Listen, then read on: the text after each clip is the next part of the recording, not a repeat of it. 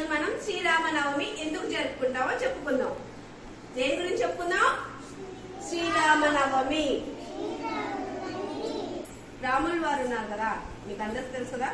రాముల వారికి పట్టాభిషేకం, అలాగే ఆయన కళ్యాణం కూడా జరుపుకుంటాం. భద్రాచలంలో కళ్యాణం జరుపుతారు, తెలుసు కదా మీకు అందరికి.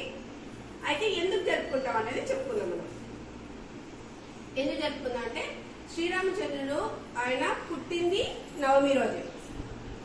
దాని తర్వాత ఆయన పుట్టిన తర్వాత ఆయన వనవాసం చేయాల్సి వస్తుంది అన్నమాట. ఆయన చేసిన తర్వాత చేసినప్పుడు ఏమవుతుందంటే రావణాసురుడితో యుద్ధం జరుగుతుంది. అందులో యుద్ధం జరిగిన తర్వాత రాముల వారు గెలుస్తారు. రావణాసురుడు అంటే ఎవరు? విలన్. శ్రీరామచంద్రుడు హీరో. అంటే విలన్ ఎప్పుడు విలన్ మీద హీరో గెలిచాడు అంటే చెడు మీద మంచి గెలిచింది. దానికి ప్రతీకగా అయిపోయిన తర్వాత ఆయన గెలిచారు కదా, గెలిచిన తర్వాత మళ్ళీ అయోధ్యకు వచ్చిన తర్వాత ఆయనకి పట్టాభిషేకం, కళ్యాణం రెండు చేస్తారనమాట. ఆ సందర్భంగా మనం ప్రతి సంవత్సరం శ్రీరామనవమి చేసుకుంటాం. మనం ఇది మీకేం తెలిసింది? చెడు మీద మంచి ఎప్పుడూ గెలుస్తుంది.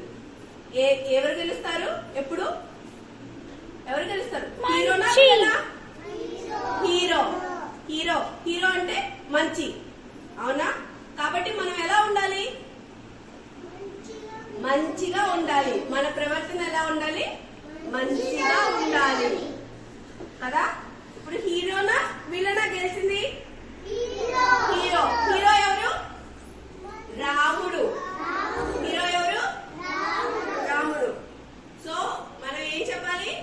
మంచిగా ఉండాలి, మంచి ప్రవర్తనతో ఉండాలి.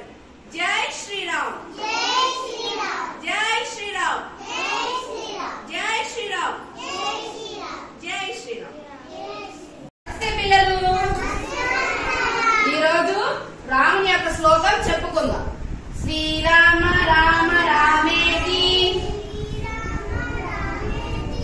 రమే రామే మనోరమే సహస్రనామ తత్తుల్యం రామనామ వరాననే. మళ్ళొకసారి చెప్పుకుందాం. శ్రీరామ రామ రామేతి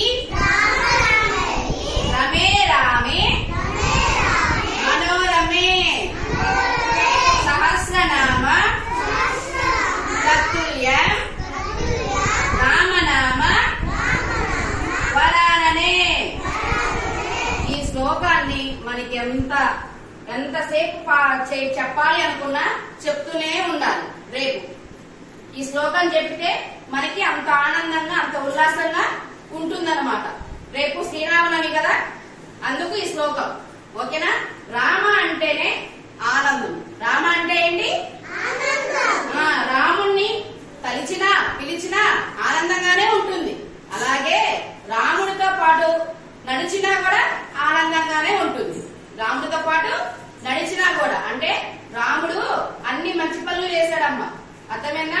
తండ్రి మాట జవదాటలేదు. అర్థమైనా? అడవిలో సీత తప్పిపోతే సీతని అట్లా వదిలేదు. తన భార్యను తన కాపాడి తెచ్చుకున్నాడు. రావణాసురుడితో యుద్ధం చేసి మంచి మీద యుద్ధాన్ని గెలిచాడు.